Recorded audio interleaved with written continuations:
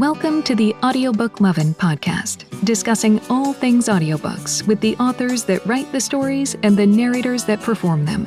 Brought to you by Viviana, Enchantress of Books. Hi, everyone. Welcome to the Audiobook Lovin Podcast. I'm already laughing with my guest. And I am chatting with narrator Austenne Gray, a.k.a.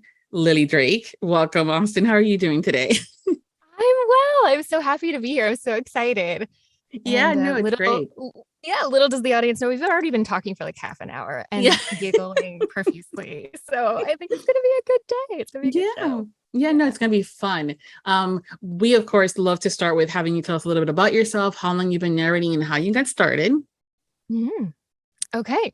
So how long have I been narrating? I don't know. Okay. So I went pro in 2020, right at the height of COVID. So that was interesting. Did a couple of books before that. And I got started because I was super pregnant at the time. I was about 8.5 months pregnant.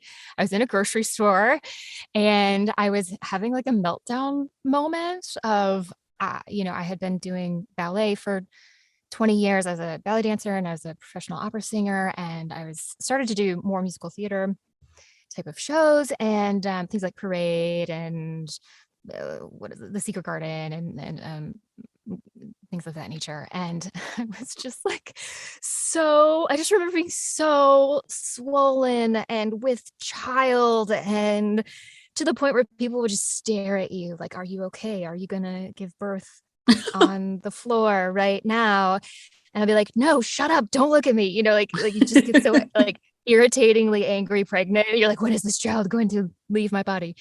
And I was talking to a stranger in the middle of the grocery store, and we were just having a moment of like, I don't know what I'm going to do. I don't know if I can be a stay-at-home mom, and I can't do theater with with a newborn. It's just not going to work out that way.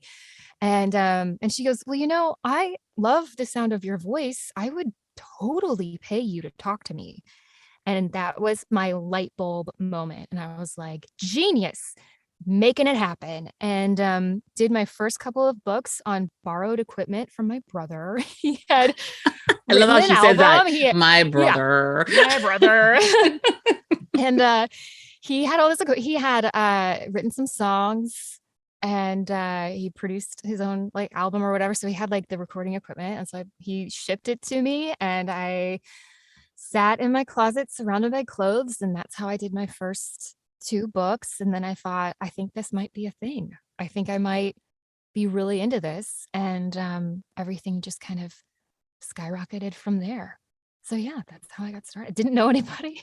I love hearing other guests on your show where they were like, oh, I was an actor and I moved out to LA. I was like, no, I did not do any of that. I was like desperate and pregnant and didn't know what I was going to do. Having an existential crisis moment there. Yes. Having that, like whatever quarter life crisis it is. And just realizing your life is about to change drastically with the dawn of this child and just needing that creative outlet. And that just happened to be audiobooks. And it's become a thing. So I'm like super grateful. And I think I just had enough moxie. We'll call it moxie. I always think it's desperation, but I like moxie. I like moxie. Yeah. I like moxie so much better. Yeah. Just to do it and to make it successful and just to do the work. Yeah. Because there was no other option in my head, Right. And how fortuitous was that you were having that moment in that grocery store and that you were speaking to someone that said that to you, that poof, light bulb came. And you do have a wonderful voice that it can be very calming. I'm going, she totally needs to do the sleeping app if she hasn't done that yet, or the calm app. There's 2 for depending on the Droid or the Apple. I need to get in on that. Passive income, girl. Passive income. I'm literally writing this down. I keep extensive lists. Yes. So. But also the range that you have is really good. So you can still do that whole, everything's going to be fine, Vivi. You don't look good in orange. It's okay. It's okay. Walk away. And I need you to go to sleep now. Breathe deep. Exactly. Breathe deep. But also if you need to hype me up and be like, we're going to, ooh, Get it together, bitch. Get it together. Exactly. The time is now. Yeah. Exactly. Oh, I could just be a motivational app voice for people. That could be another one too. Totally. Yeah, I can see it now. You know, Motivation by Austenne. I love it. Is there some point where I have to listen to my own self motivate? You know how you like listen to your own advice? I don't know if that's going to work out. No, I'm great at giving advice, and and it's been told that it's fantastic. Me taking my own advice, not so much. Not so great. Good. Yeah, I was thinking about this. Yeah.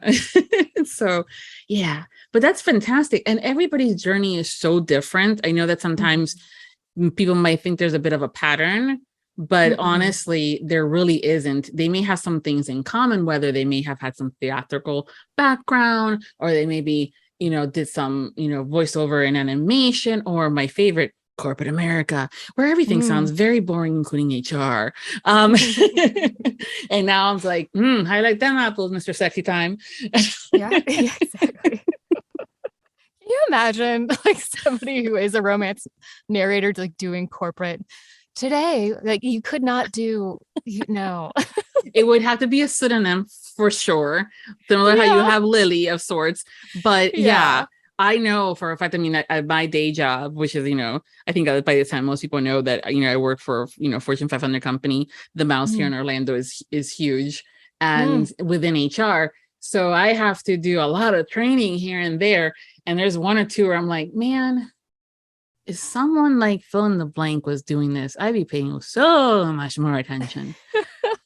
Because the voice, just the voice, not, you know, this is where I say the whole AI thing is happening, and people, I'm like, I know companies are going to do it because it's cheaper for them from a business aspect. I totally understand that, you know, it is the bottom dollar thing, but at the same time, I'm going, you're doing a disservice for those of us that are fucking listening to the damn things. Oh yeah. You know? Oh yeah. And you know, at some point it's going to be a gag, like it's going to be a joke. It's like it's going to appear on SNL or something, like somebody's in a training and it's an AI voice, and you know, like that's going to happen. So absolutely. I'm so curious. Oh gosh, I have to burp. Okay. Sexy. Which happens, I know, like, which happens oh my gosh, I have to tell you, I was recording a very steamy romance novel last week. I was wrapping it up and I had the worst indigestion. And so I would say these not ridiculous, but like very, you know, like erotic things. And then I would be like, and just belch it out. I'd be like, I'm not keeping this recording, but this is just the irony of like the work that I do. It's just the functions that happen in the booth are just like, you know, you're in here for a really long time and you can't not burp. And sometimes or you have the rumblies and the tumblies and the mouth noise. Yeah. When things like that happen, I'm always going sexy and busting out laughing because I'm going, baby. Oh yeah. I know how this book was made, and it was not, you know, it was not as sexy as it sounds, but that's okay. That's okay. As long as the end product is good, then we're good. Oh yeah. I mean, we have no idea that you guys are sweating your asses off, literally. And you know, you're wearing bathing suits, Natalie, with like cold compresses on yourselves. I've seen that. Yeah. Megan Tusi did a great video on that, like what I thought narrating would be like, and then what it was. what it really is.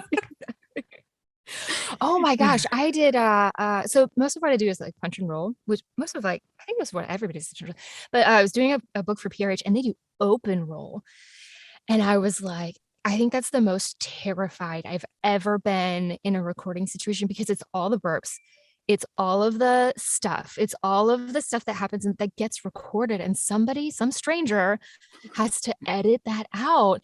And my stress sweat was so bad. It was just like, I'm not even wearing deodorant because it's not going to make a difference and it's just going to stink. And even my husband was like, babe, I love you. I would die for you.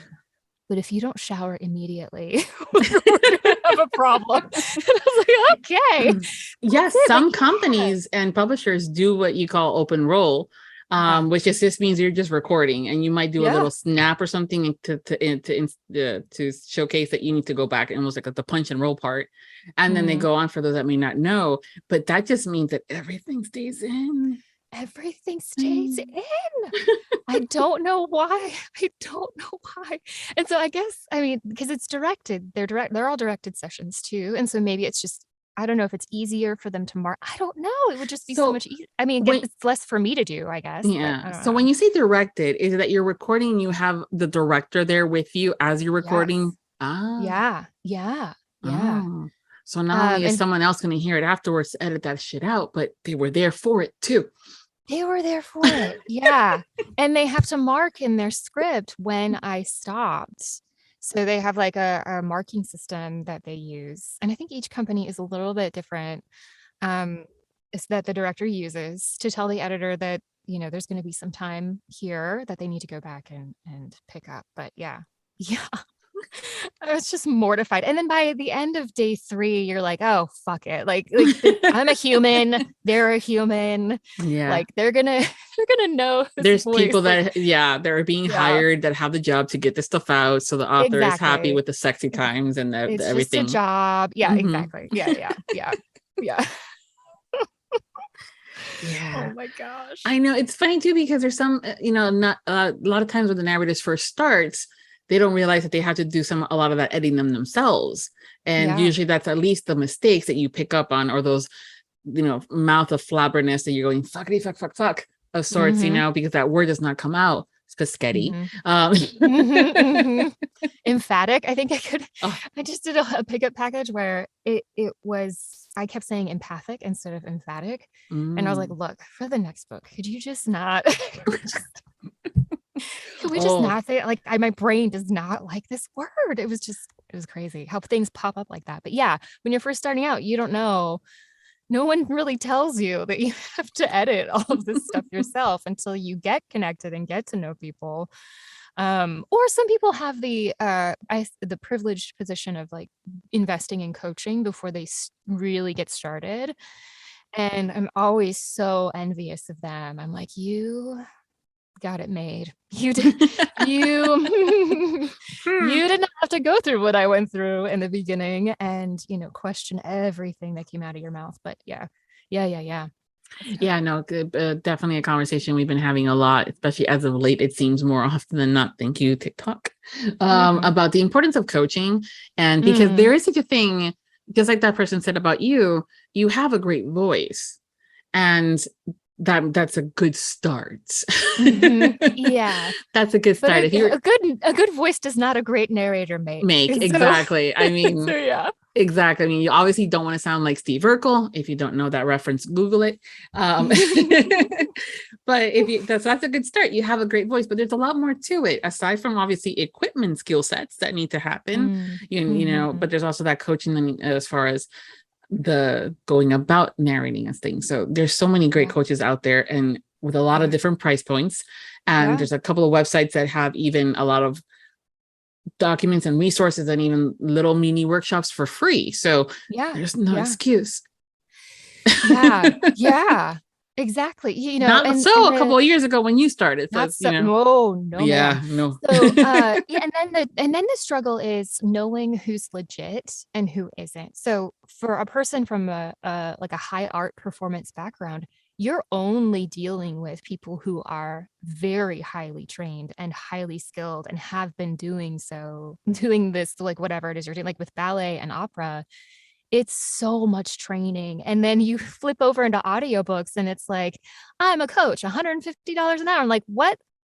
Who are you? Like, who are you? And so it's just figuring it. That took the longest for me was learning the tech, and then learning who to trust and who actually knew what they were talking about. Like that was the hardest thing. Yeah. It seems like everybody's a subject matter expert. I like to say just me. And I'm going, you've just been listening to audiobooks for the past 2 years, and you've on social media have said how it's hard for you to even get through a book, but you're going to market it. Okay.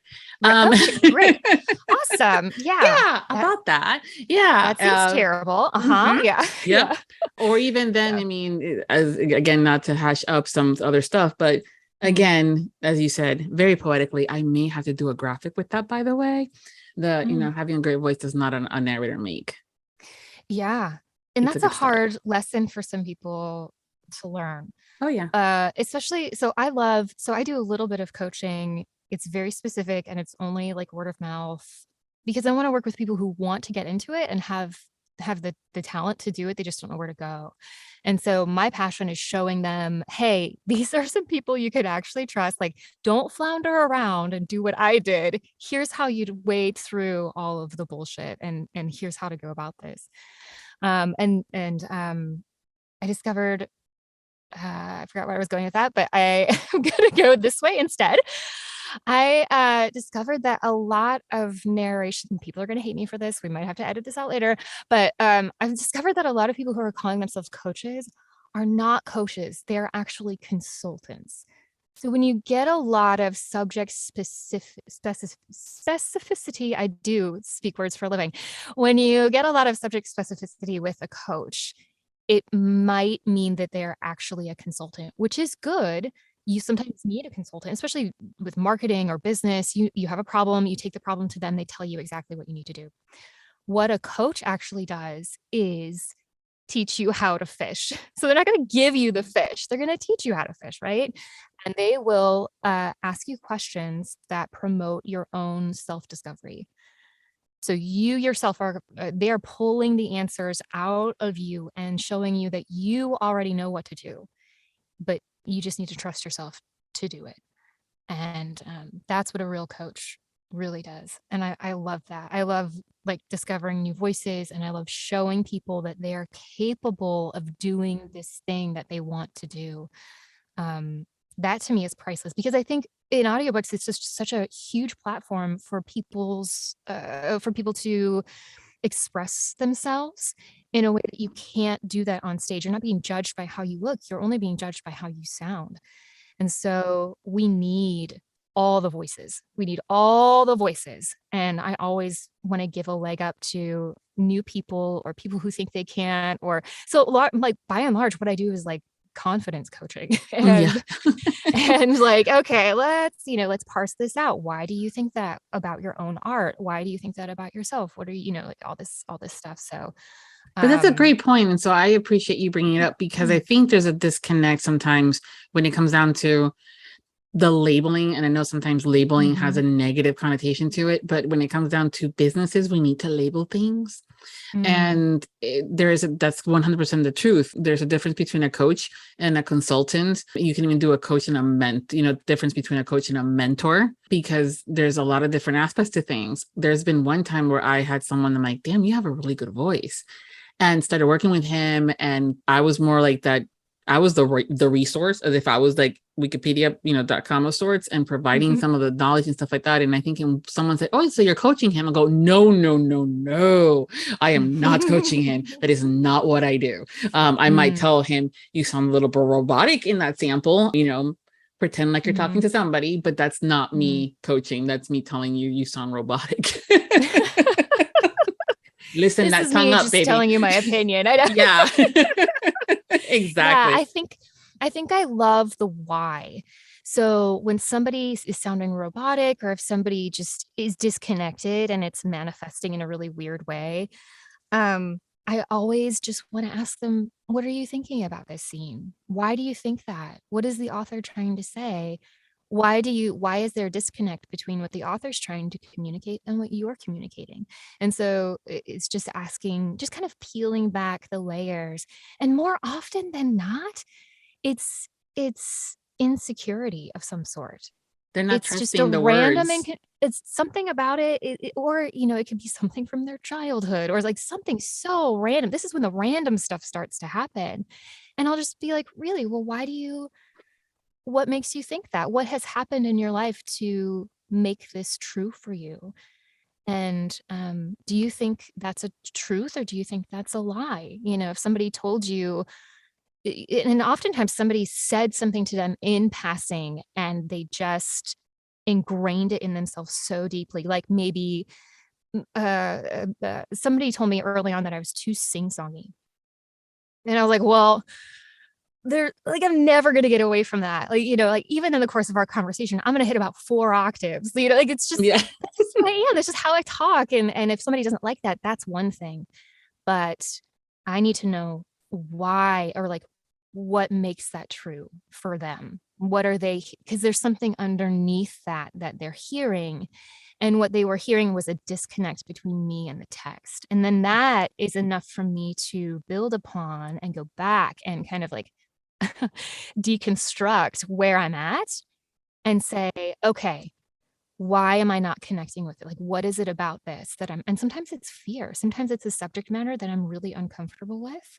And sometimes it's a voice that I'm uncomfortable with, and so it's just getting to the heart of the matter with people and showing them that they're capable. I mean, that's the whole thing. It's just like, you can do this. Now, do I take my own advice?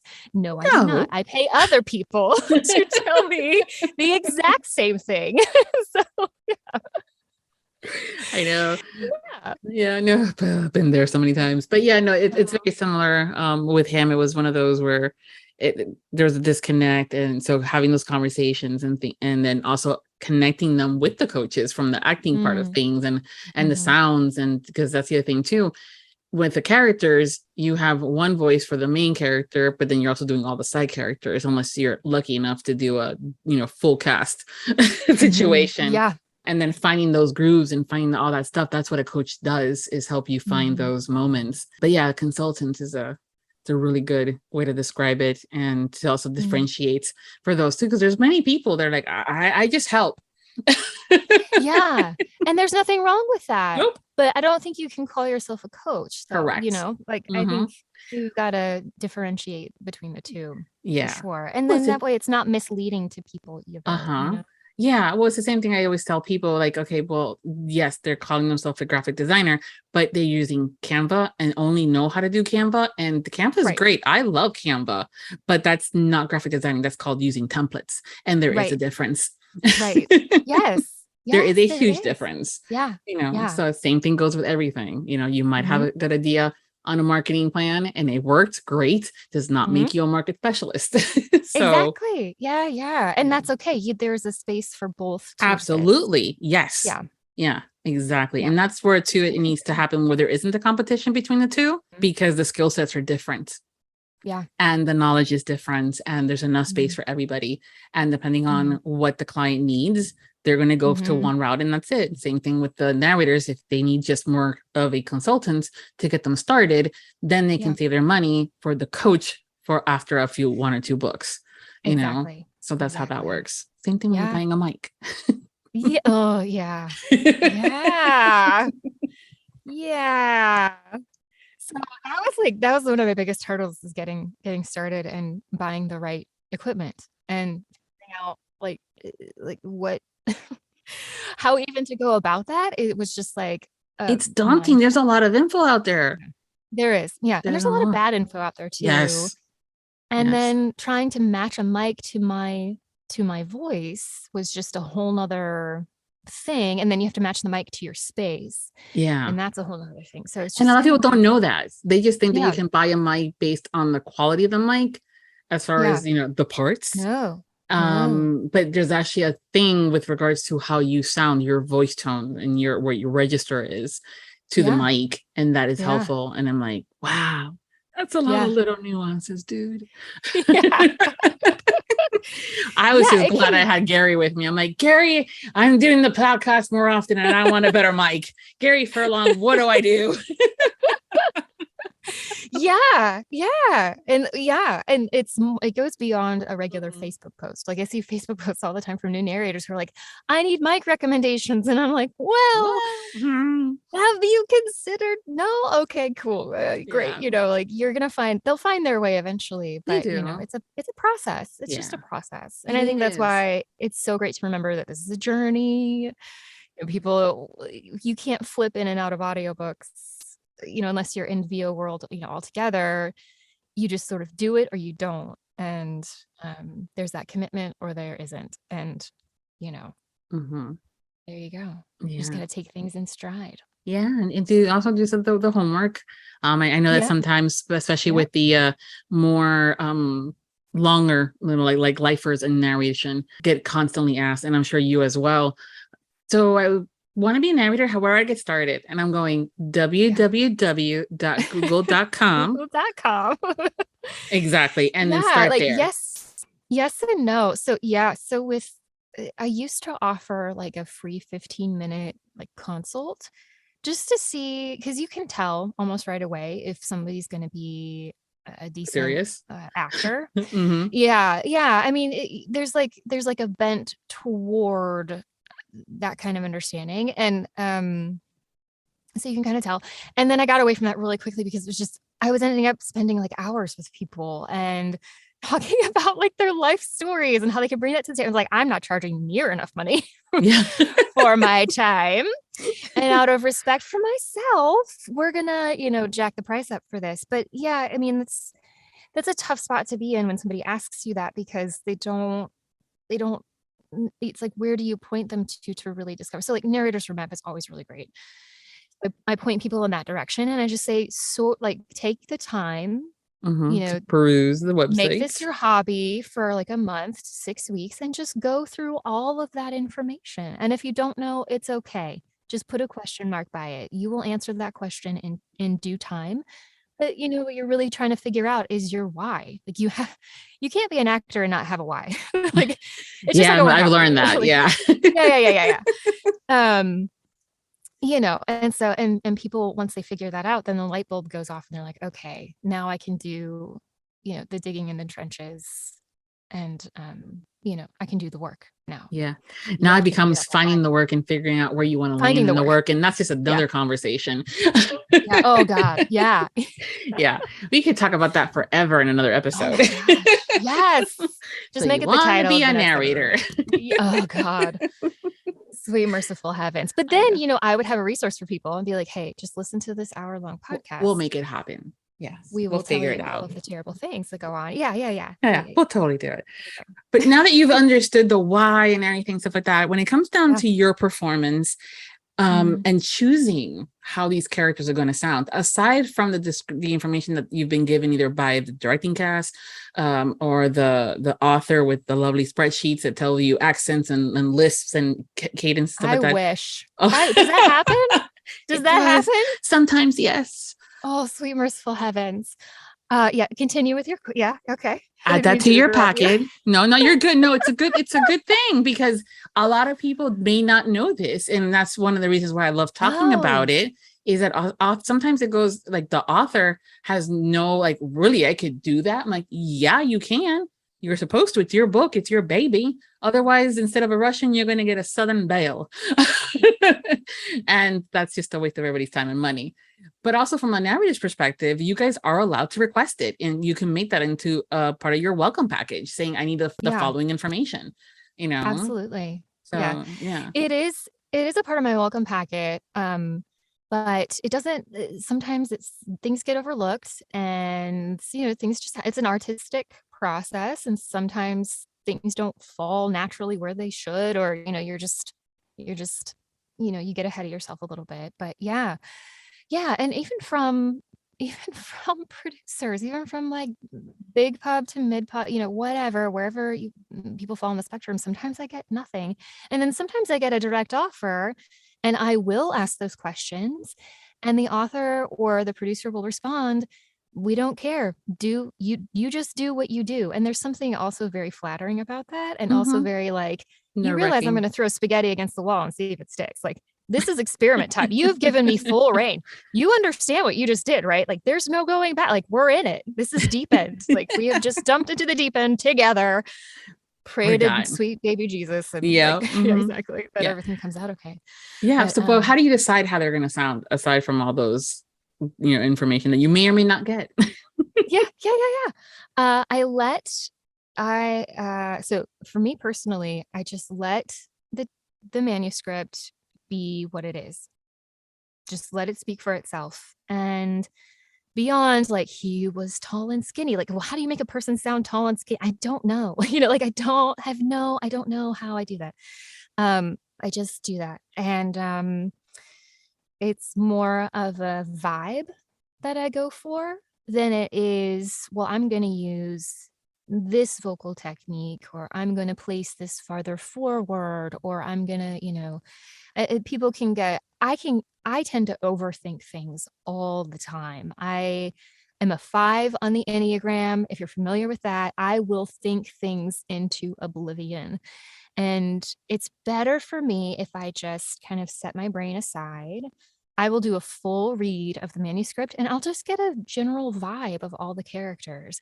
And then I will go back and look at what my prepper has sent me, what the author has sent me, and I will piece the things together and I'll come up with an image. And so all of my my prepper is wonderful. I don't think I could do my job without her. But I requested that she color code everything the way the vibe is for the character.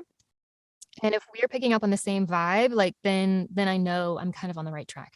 So it's very, very not a concrete method, but that seems to work out best for me if I just focus on kind of what their vibe is instead of like, well, this person needs to be high pitched or this person needs to be low pitched, or I don't do genders that way either. So women can have deeper voices than men, and men can have very high voices, or men can speak with a lot of range. And there's not a classification necessarily for men versus women. It's just, does that voice carry the character? And that's always the question that I'm asking. Mm-hmm. No, that's good. I love how you said it's about the vibe, obviously, aside from when you're told that he has a Southern, Texan accent versus a Southern Georgia accent. But yeah, it's and important. It's funny you mentioned accents too. And that also prevents many performers from getting overtaken by the accent. So a lot, and like, especially for a person like me who's like super type A, goal oriented, color coding, like spreadsheet, all that kind of stuff. I think I love you. Get in my head. Are we instant friends? Because let's do this. Totally. Like, we're already getting drinks. We're already getting drinks at Allure. It's already happening. She said spreadsheets. Yay. Spreadsheets. Yes, I do. I love a good spreadsheet. So Airtable is my best friend. Yeah. So I, especially with learning a new accent, I love learning new accents. And I will speak the language first. I will learn to speak a couple of phrases in the language quite authentically before I will ever tackle the accent of the character.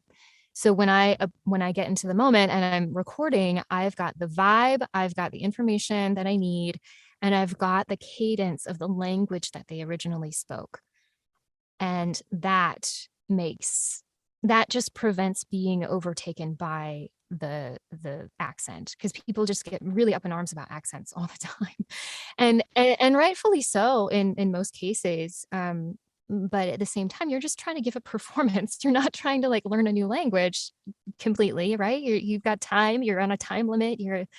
You've got people with deadlines and demands and all this kind of stuff. But that's how I go about that. Which was not your question, but No, I love it. No, we were going to the next question that I had in my list was about accents, because we are suckers for them. I mean, we always love it, whether it is a Southern accent or an Irish or a British. But I also know that you all have your favorites to perform, as well as your oh god, your no, not that one. But yeah. So what are your favorite accents to perform? I love different Southern accents. And because I'm from the South, I love different Southern accents and different British accents. And they're very, very similar. People don't realize that Southern accents are based on British accents, and they have developed over time. They've morphed over time.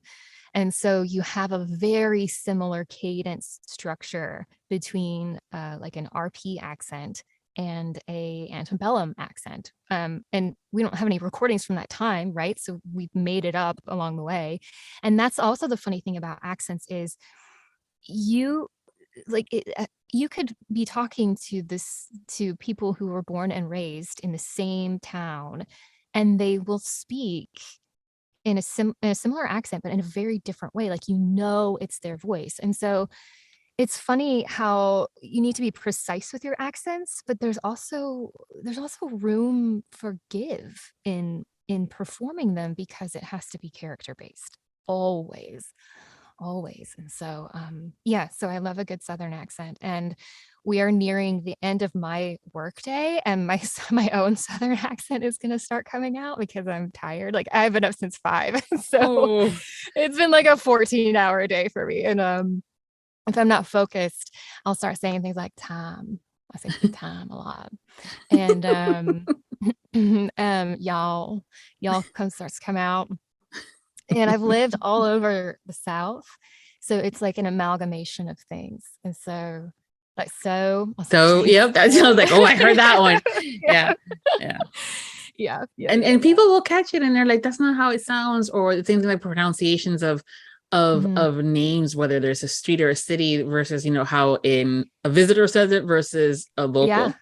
And those are things that are very helpful when the author provides how do you want me to say this? Because otherwise it's going to be Kissimmee versus Kissimmee, Yes. Yeah. So. Yeah. Or, like I had to do a New Orleans accent, and they say ort for art, like ART. They have like a ort kind of sound. Yeah. It was very interesting. It's just so fascinating. And people are so transient now that they are a little bit more like me, where they have an amalgamation of an accent. So whenever I can create a new accent, I'm in. Like, I don't care what the book's about. I don't care what genre, I'm in. Like, I want to create that new sound. I just love new sounds like that. It's so fascinating to me. Yeah. Mm-hmm. Good. Yeah. Well, now we also know that if there's an author out there that wants an accent invented, come talk to her. I'm your girl. She's your girl. I'm your girl. Yeah. Speaking of the different genres and not really hearing when it comes down to accents, but do you have a favorite genre to perform? No, I love, can I say I love all of them without being super cheesy? You could, but then I'm going to get a drinking you or two later. And when we go to a lore, and I'm going to be like, so which one do you really love the most? And you're going to bust out with like, oh my God, the shifters. No. Listen, I love all different types of genres. I get bored. I'm going to say this very carefully. I get a little bit over it. I'm going to say over it if I narrate the same genre back to back. So I cannot do a whole slew of like YA shifter romances. I got to change it up. There's got to be like a nonfic in there somewhere, or there has to be like just something else. And part of that is for my own safety too, because many of the genres that I narrate are either erotica, or they are angsty teen romance things, or somebody once told me I had a very ethereal voice. And so I do get cast a lot in heavier material, which is fine, but I can't do that back to back. I've got to have like a rom-com, like something to break it up. And they all follow a very similar formula. And I love it when I can work with authors who go against that formula. But personally, I love to read, what is it called? Magical realism. So people just going about their everyday life, and then all of a sudden, they discover a door, or there's a pop-up circus, or there, like something out of the ordinary happens. I think that just more relatable to me, because I feel like I want to live in a world where magic could happen at any time. And sometimes it does happen, like it may not be actual magic, obviously, but it feels like magic to me, like me having that conversation with that woman in the grocery store. I've never met her before, and I've never seen her again, but she said, just saying that simple phrase has set my life on a whole new trajectory. And to me, that's very magical. That's like, there's no explanation for that. So I kind of love that relatableness of magical realism. So now I have to keep an eye on you when you're at Laura saying, Austenne, that door does not lead into anything fun. It's literally storage. There's nothing magical there. That is a broom closet, sweetie. You had one too many. Let's veer this way. Yes. But at least now I know that when you're busting out with, I wonder what's through this door. I'm like, oh, she's looking for her magical realism. Yeah. I'm like, no. This is going to feel not so magical in the morning, but yeah.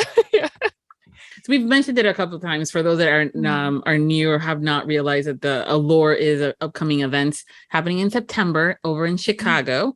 And it is the first official focused specifically only on audiobooks. And so you'll have the traditional book signing concept, but you're also going to have the narrators be a featured on there as well versus and we also have some narrators, but it's the first of its kind. And is this going to be your first convention that you've attended as a signing narrator? This is my first convention ever. So I am excited and equally terrified, but I think it's going to be good. Like it's butterflies in the stomach, but they're good butterflies. They're not dreadful butterflies. You know what I mean? Yeah. They're not the red flag butterflies. Right. And no, I'm actually very excited to meet the authors that I've been working with these past couple of years. And so, so it put a name with a face and actually like meet people face to face, because I was, heavily in 2020, height of COVID, couldn't meet anybody. Everything was canceled for like a year and a half. And we forget that happened. And it was very traumatic. And, so I think this is my first big outing, I should say. It's a lot it's a first for many of us. As far as that big outing, it would be my first as well. So I hear you, and I'm going. I have to people. So drinks, definitely. Oh yeah. No, so I am very introverted, and I think I have some roommates, people that I'll be staying with there, and I was like, look, I don't know whether I want to go to the extra events, because there's a speakeasy happening on one night, and then there's a big gala. I was like, I want to go. But my introvert self is like, you're going to be so tired of peopling that it's just, I don't know how I'm going to be. I might be a wallflower. I might just like accept it and embrace it. Like you just don't know. Like I have a whole line of like coping mechanisms for all of the peopling that's going to happen. But it also might be like the most uplifting thing ever. And so this is like the introvert's dilemma. So, and a friend of mine my roommate posted, I am heavily introverted too. Just roll with it and accept that you're going to be exhausted. So block out 2 days upon your return where you just sleep and eat food and rehydrate. Like that's all you need to be doing. And that is enough. Like that is enough. And she was like, just accept it. And I was like, okay, all right. So I'm going to all the things, and Yay. I'm going to speak to all the people and do all of the, like you said, peopling. And I think it's going to be great. I think it's going to be a good time. And I get to meet like my co-narrators. Yes. I've never met these people. So these are the people wild to me, because we're like voicing these very intimate scenes. And then it's like, all right, I did my job. I'll see you later. And like, and like, I think Gregory Salinas and I have done like 4 books together now. And I've never met him. And like, it's just like, and I looked on your, what is it? Your cast of people, like people you've had on your show. There's like 10 people I've worked with and I've never met before. So I'm very excited to just have like a face-to-face time. So that'd be really cool. Yeah. Well, that's, I think, where most of us are in the same boat as you, and that we've either talked to you guys on social media going, oh my God, I love how you did so-and-so character. Or we're scheduling emails because we're scheduling chats or saying, hey, I just threw your name in the hat for a casting. So if you get this email, answer it. Yeah. And things like that. And now I'm going to be like, hey, oh my God. And it's just to be that whole in moment in real life thing. And there's so many of us that has sort of these different levels of relationship with you guys, as well as the authors. And we're going to be like, oh, yay. So it's going to be those moments of like, but yeah, I'm an introvert as well. I think most of people that will do book stuff like are introverts, including the authors, and then we got to do this stuff. But it's gonna be fun, and I'm glad that you're going, because I was gonna tell you, I go, well, I need you to go out to at least the red carpet, because I'm doing the whole live show for the red carpet, and I'm gonna be like, Austenne, come here. I have like agonized over what to wear, by the Everybody way. is. I don't know what to wear. I'm bringing like faux leather things. I feel like that's appropriate, but also you need to look professional and you're greeting people. And so it's like sexy office worker or just like, you know what I mean? Like how far do you go with things for this type of event? And then I have a realistic, like a reality check, like no one's going to be lining up to like see me. I feel like they're going to see Michael and Greg or whatever. And like there'll be a line of people and they'll be like, oh yeah, that's what's her face. They'll be like, yep, that's me. I'm what's her face. Cool. Stop it. And I'll like say something. I don't know. Do you know what I mean? Like it just, I have no idea what to expect. And that's terrifying for an introverted 5, but also kind of exciting. It's a safe group of people and it's people I've known for a while. So yeah. And I think that's where we feel better too. And as far as the attire goes, I will tell you that it runs the gamut.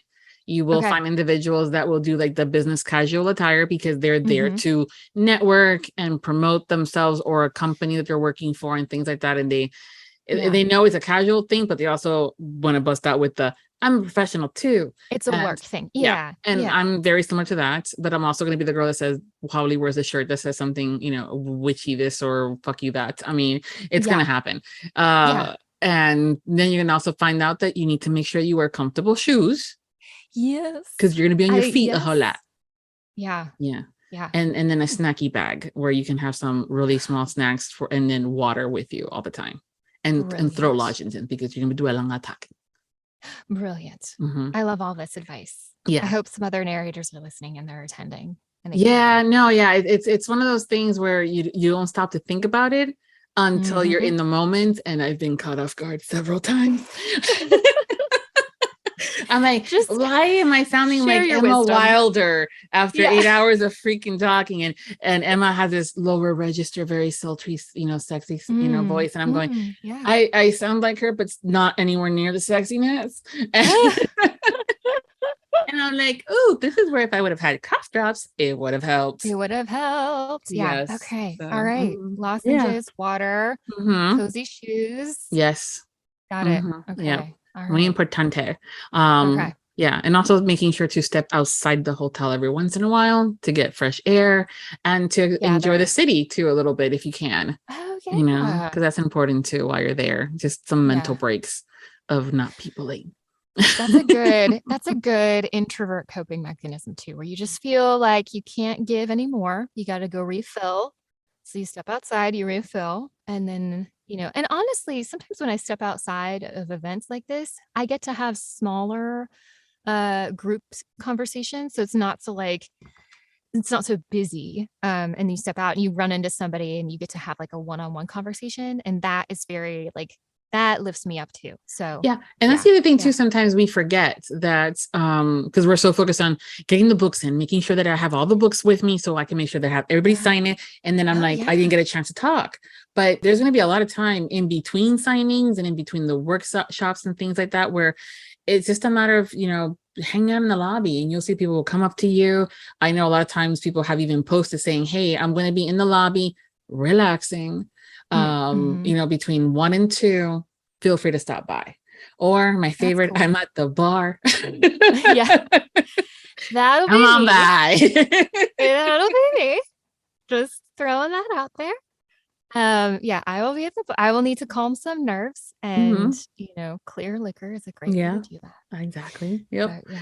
So things like that. So it will be fun and you'll see a bunch of different things happening even within there that I think sometimes fans are like, oh, I didn't know we can do them. Like, no, yeah, you can. Just like if you're listeners, if you want to have a couple of hours to yourselves, but with your group of book friends, go do lunch outside, or go, pick a room that's the most organized and order, room service. It's quieter. You'll get to regroup mentally and physically, but also spend that quality time that you don't get to do because you're working and you're not with each other. So that's the other thing too that I always advocate. Go spend some time with your friends, and things like that. So brilliant. I love it. Just tell me all your wisdom, Viviana. It's no longer my interview. That's the thing though. No, because that's what I don't want this to happen.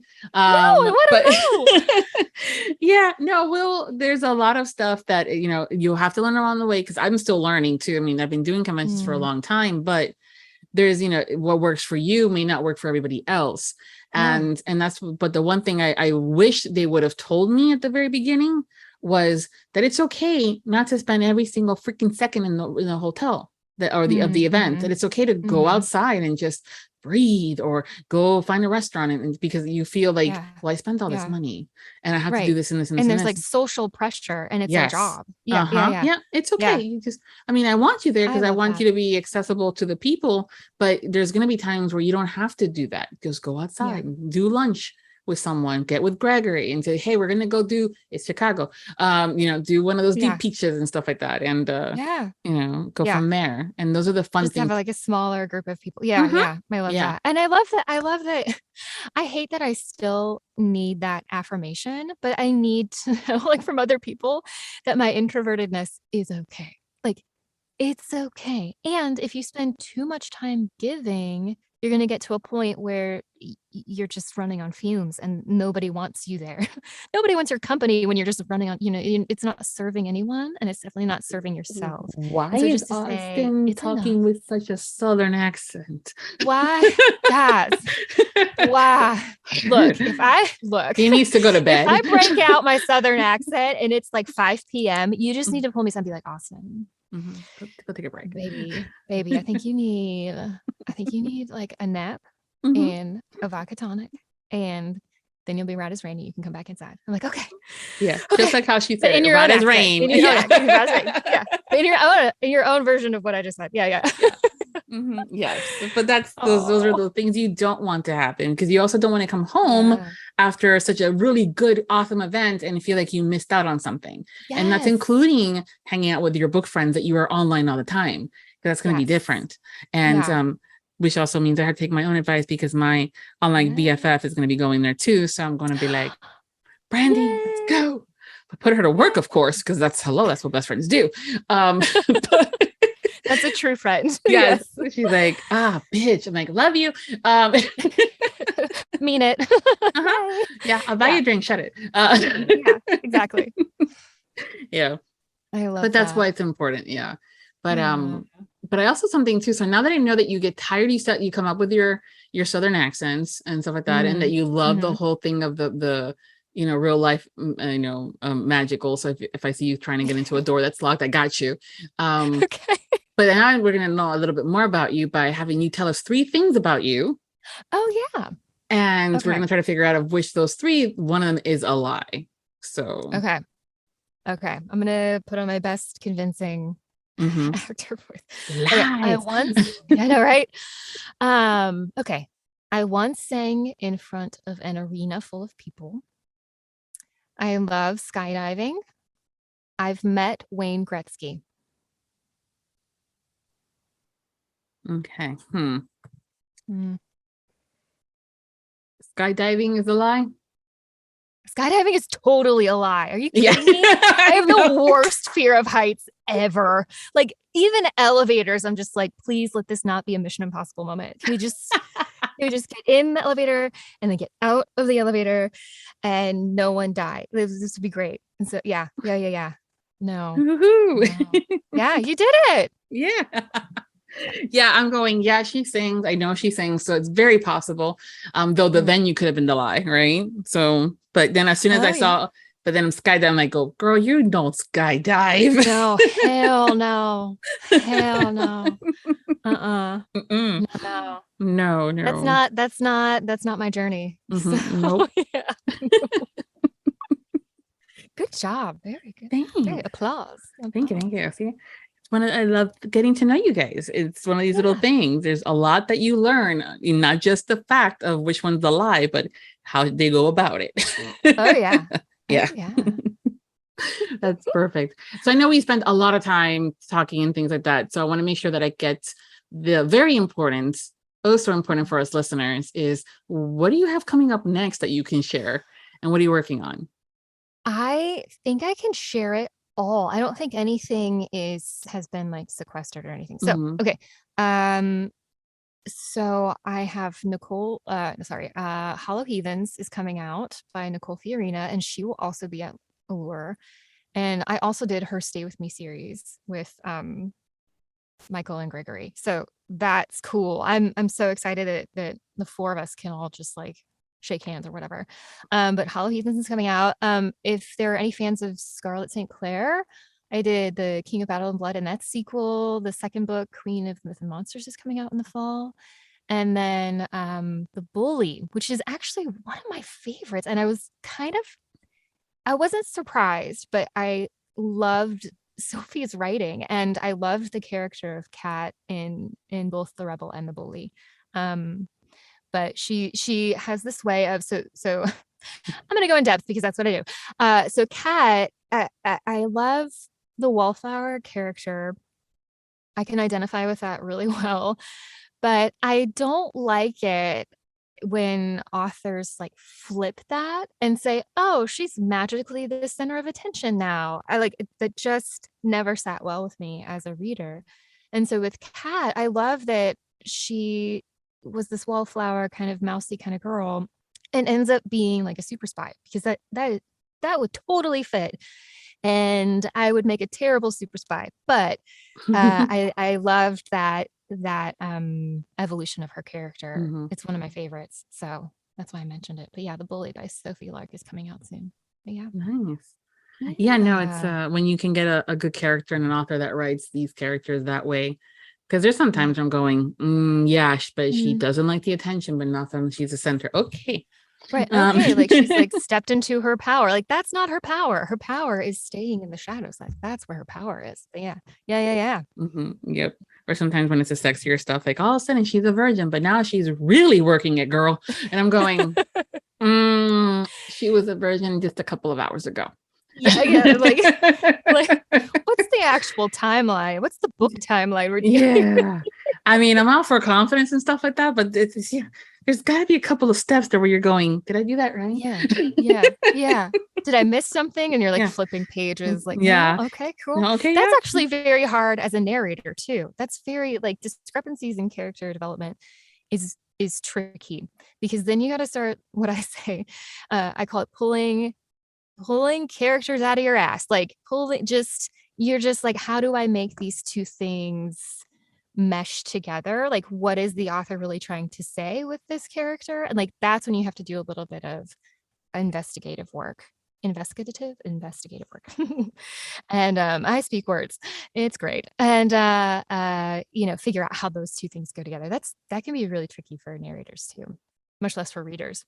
Yeah, because it's can take you out of the story very easily. Yeah. That's happened to me. I'm going, really puts it down for a while. Really? Yeah. I feel like we should do a whole series of really moments, like a TikTok series. But like, really? But my really moments are like too much sex, too much. And like, I just did a book where the character had been at the house for like 3 days and she had 6 love scenes. And I was like, okay, possible. But also by the end of day 3, I'm going to need a power bar and a nap. Like, I can't, is this humanly possible? I mean, maybe, yeah, maybe. And then you're like, I don't want to judge, but it's not judgy. It's just like, how can you feel anything anymore? I think if they were busting out with like, hey, honey, I really would want to go for round 45, but girl needs a break and food. So like, get your sexy ass in the kitchen. I feel anything. Yeah. There are no more receptors functioning properly. Yeah.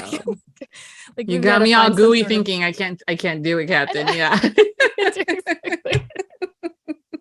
Closed for business. Yeah. For temporary. Mm-hmm.